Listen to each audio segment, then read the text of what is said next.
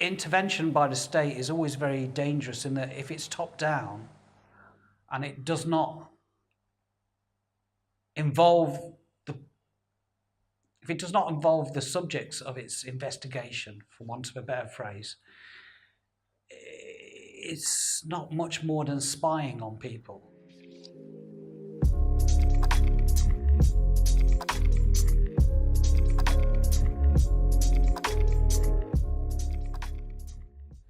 It used to be if you had an Irish accent in the 80s and 70s, so he's saying, you must be a terrorist, you've got an Irish accent. You know what I mean? But now it's the look, it's what you look like. You know, as Sivanandan said from Institute of Race Relations, we all wear our passports on our faces. Our identity is described by who we look like. Our value to be here is described by who we look like. Immigrant, settler, refugee, Muslim, terrorist. You can't. They blend into each other. They bleed into each other. We will not tolerate it, and the Islamic community will feel the full force of the English Defence League if we see any of our citizens killed, maimed or hurt on British soil ever again. The Islamic community will feel the full force of the English Defence League.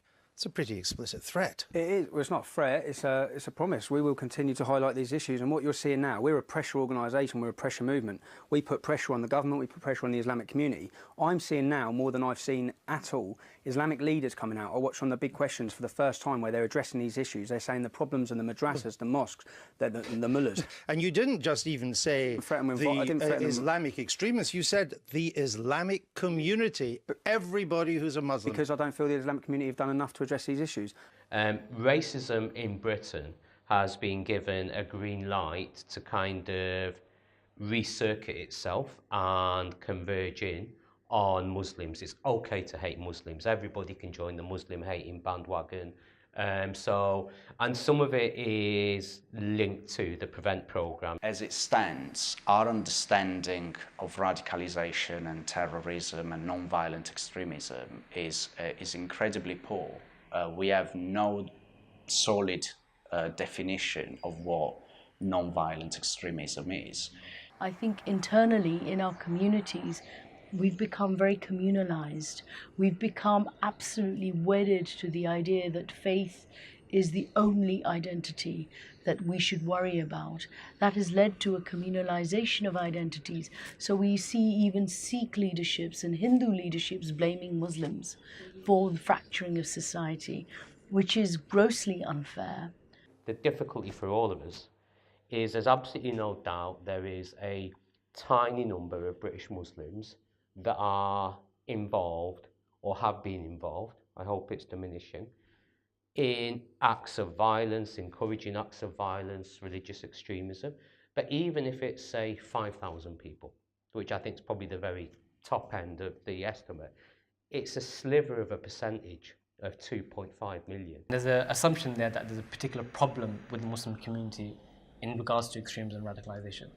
I don't agree with that assumption, in that radicalisation, extremism or acts of violence are not, no one community or religious demographic is more predisposed to those forms of those examples. I think there is a much wider challenge here, and it would be wrong to just blame it on a right-wing media, which certainly should take some of the blame, but not all of it.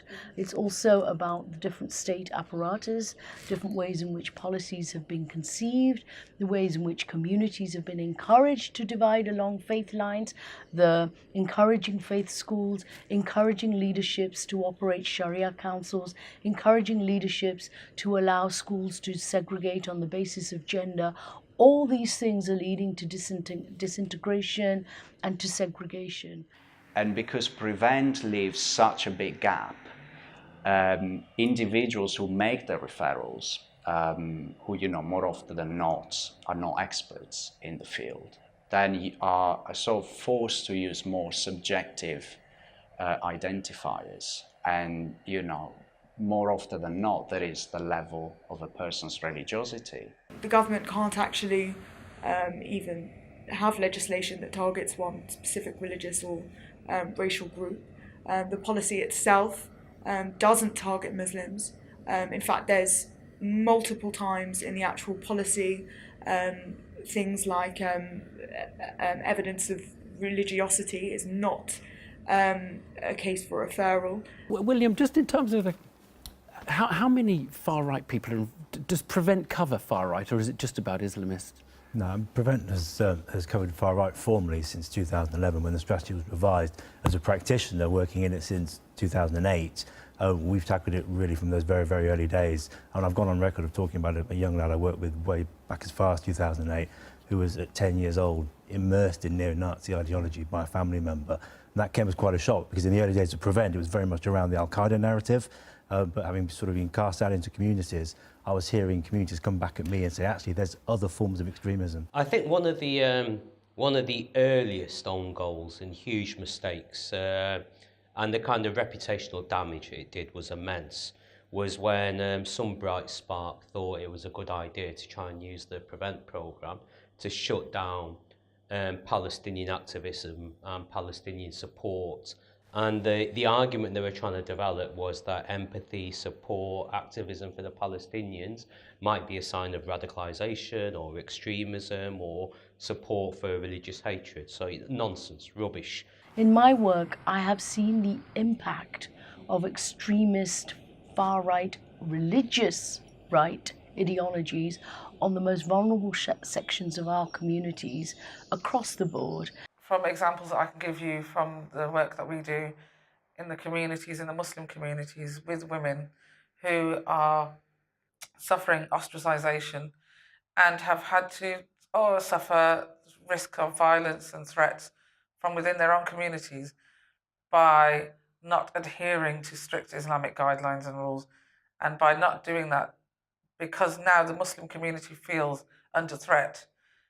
They feel that they should be much more stringent and strict with their religion because they feel under attack. So I think there's two issues that we do need to talk about very honestly, and one is gender inequality in Muslim communities, and the second one is the role of the House of Saud in funding religious sectarianism in Britain's Muslim communities, which the British establishment are not going to engage with because the economics of the House of Saud's relationship with the British establishment means do not allow the British establishment to condemn the House of Saud, which is a very sad state of affairs.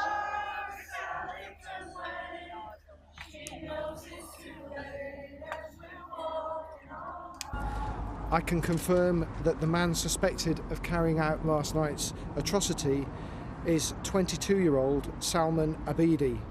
However, he has not yet been formally named by the coroner, and I wouldn't wish to therefore comment any further about him at this stage.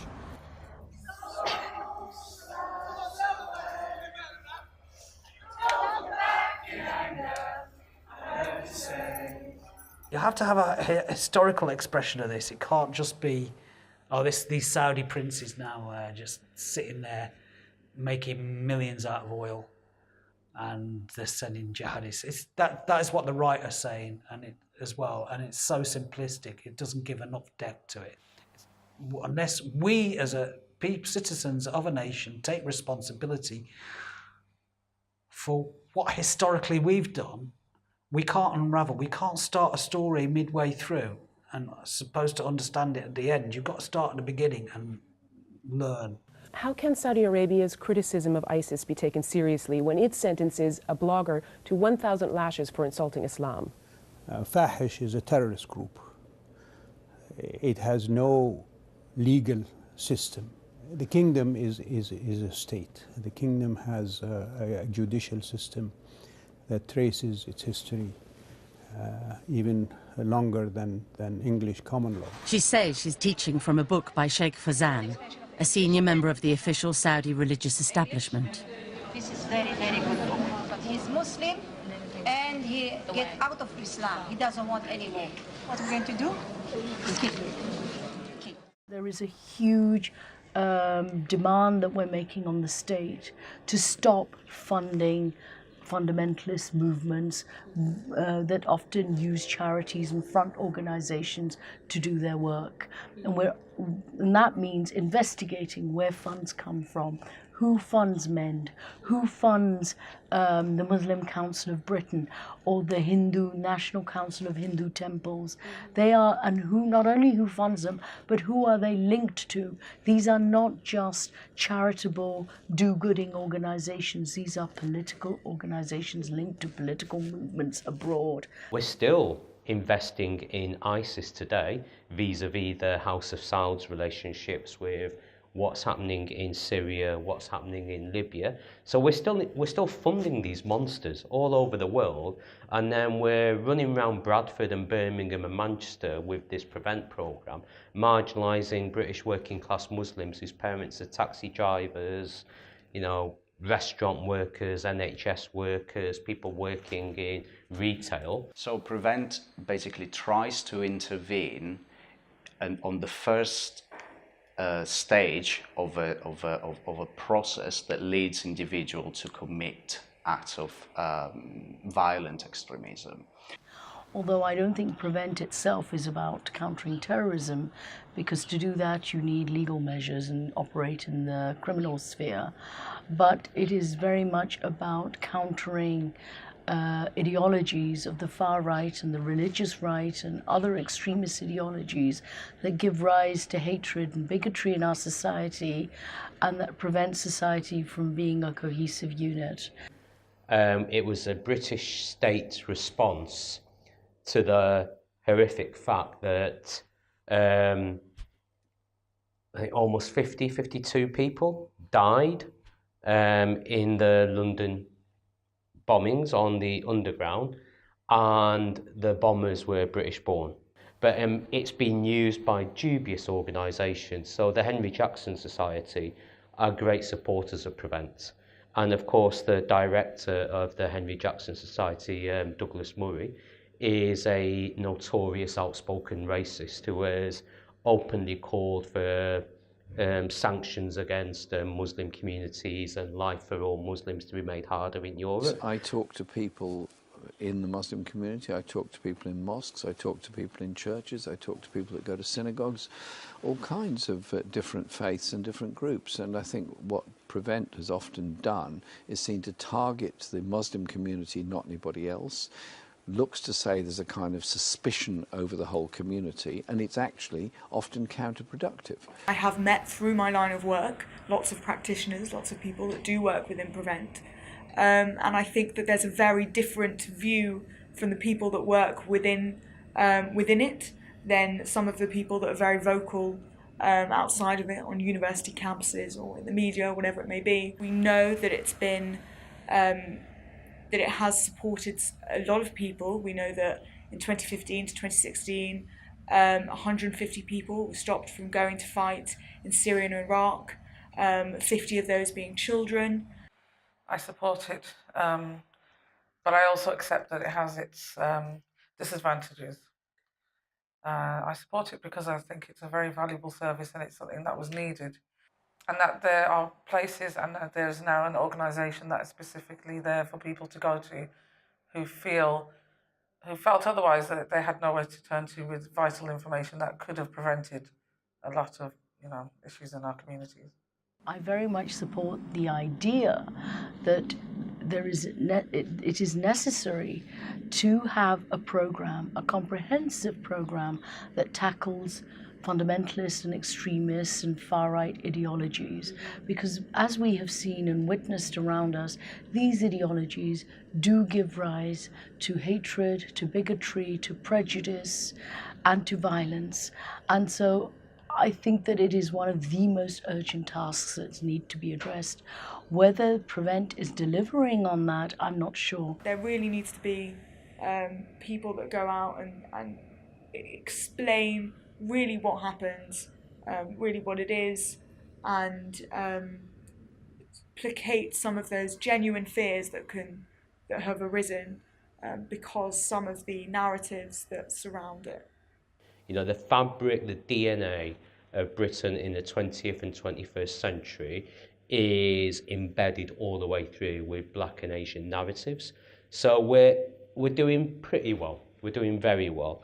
And what we're starting to see happen is a campaign to diversify the curriculum, more BME stories, more Muslim stories, more representation. And I think the next generation are going to kind of set their own agenda around integration and representation. So, but I think Britain's Muslim community is part of Britain's community. We're part of it. We're not separate. We're not additional. We don't need anyone's approval, least of all the racists at the Telegraph and the Mail and the Spectator or the Henry Jackson Society. And the next generation will chart their own course and they'll do very well, I'm sure.